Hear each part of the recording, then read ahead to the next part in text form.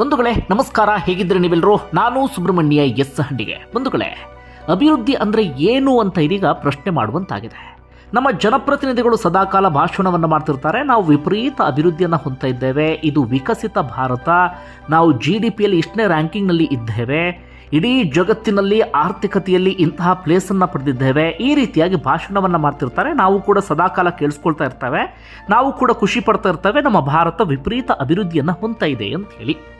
ಈಗ ಈ ಘಟನೆಯ ವಿವರವನ್ನು ಮೊದಲಿಗೆ ಗಮನಿಸಿ, ಅದಾದ ಬಳಿಕ ಅಭಿವೃದ್ಧಿ ಅಂದರೆ ಏನು ಅನ್ನೋದನ್ನು ನೀವು ಯೋಚನೆಯನ್ನು ಮಾಡೋದಕ್ಕೆ ಶುರು ಮಾಡ್ಕೊಳ್ಳಿ.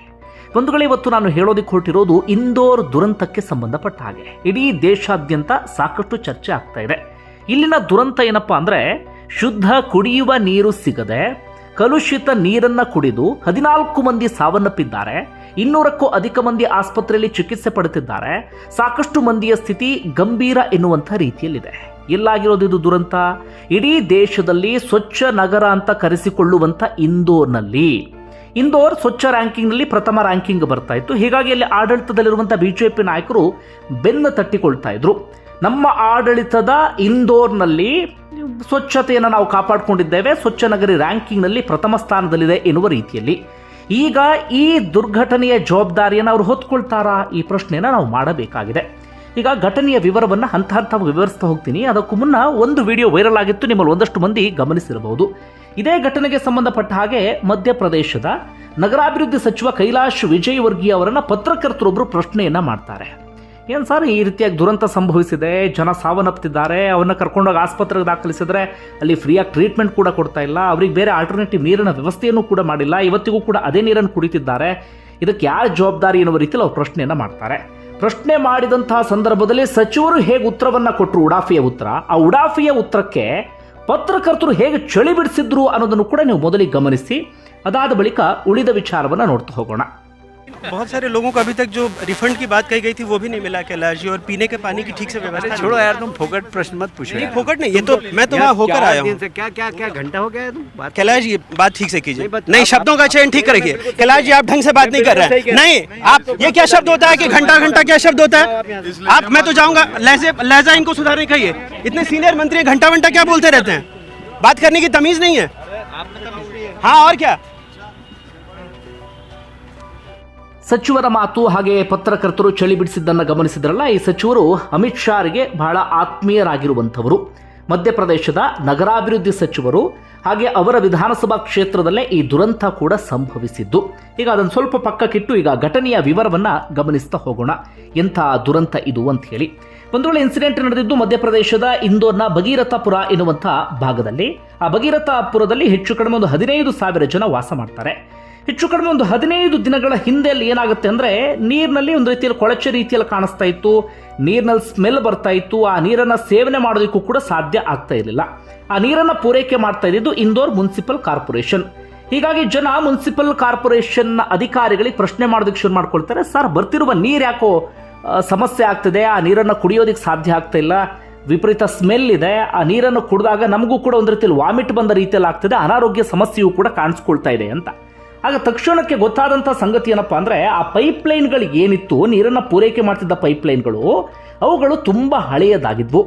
ಆ ಪೈಪ್ಲೈನ್ಗಳನ್ನು ಸೆಪ್ಟೆಂಬರ್ ತಿಂಗಳಲ್ಲೇ ಇವರು ಚೇಂಜ್ ಕೂಡ ಮಾಡಬೇಕಾಗಿತ್ತು, ಅದಕ್ಕೆ ಟೆಂಡರನ್ನು ಕರಿಬೇಕಾಗಿತ್ತು. ಆದರೆ ಟೆಂಡರ್ ಕರೆದಿರಲಿಲ್ಲ, ಅಲ್ಲೂ ಕೂಡ ನಾಟಕ ಮಾಡಲಾಗ್ತಿತ್ತು. ತಮಗೆ ಬೇಕಾದವರಿಗೆ ಟೆಂಡರ್ ಕೊಡಬೇಕು, ಅಲ್ಲೂ ಕೂಡ ಒಂದಷ್ಟು ಹಣವನ್ನು ಜೇಬಿಗೆ ಇಳಿಸಬೇಕು, ಅಲ್ಲೂ ಒಂದಷ್ಟು ಭ್ರಷ್ಟಾಚಾರವನ್ನು ಮಾಡಬೇಕು ಎನ್ನುವಂಥ ಕಾರಣಕ್ಕಾಗಿ ಟೆಂಡರ್ ಕರೆದಿರಲಿಲ್ಲ, ಅದನ್ನು ಹಾಗೆ ಬಾಕಿ ಉಳಿಸ್ಕೊಂಡಿದ್ರು. ಹೀಗಾಗಿ ಪೈಪ್ಲೈನ್ಗಳು ಮೊದಲೇ ಹಳೆಯದಾಗಿ ಹೋಗಿದ್ವು, ಮೊದಲೇ ಅದರಿಂದ ಸಮಸ್ಯೆ ಆಗ್ತಿತ್ತು. ಆದರೆ ಬರ್ತಾ ಬರ್ತಾ ಈಗ ವಿಪರೀತ ಎನ್ನುವಷ್ಟು ಸಮಸ್ಯೆ ಕಾಣಿಸ್ಕೊಳ್ಳೋಕೆ ಶುರುವಾಗಿದೆ.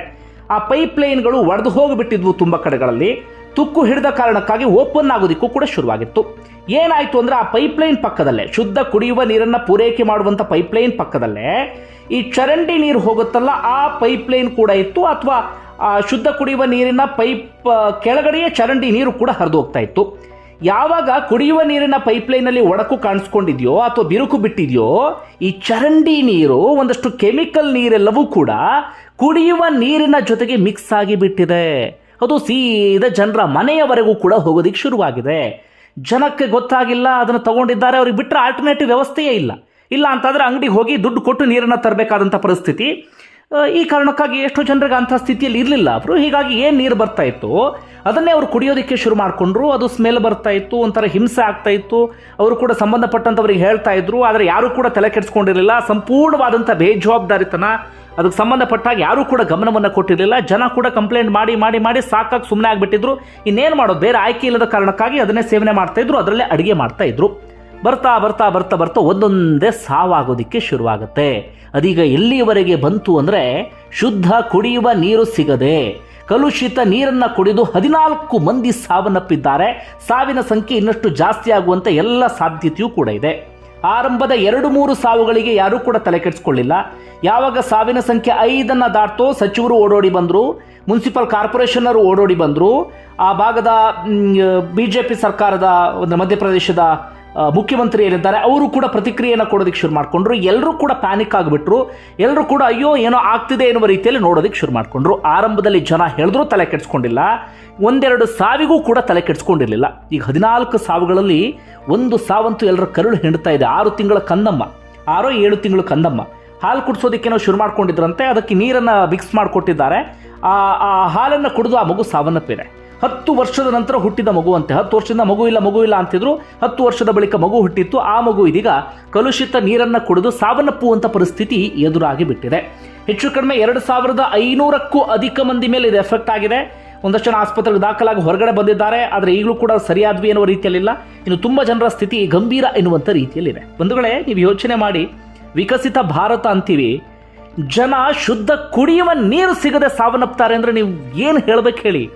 ನೀರು ಸಿಗದೆ, ಬೇರೆ ಯಾವುದು ಬೇಡ, ಬೇರೆ ಯಾವುದು ಐಷಾರಾಮಿ ಸೌಲಭ್ಯಗಳನ್ನು ಕೇಳ್ತಾ ಇಲ್ಲ.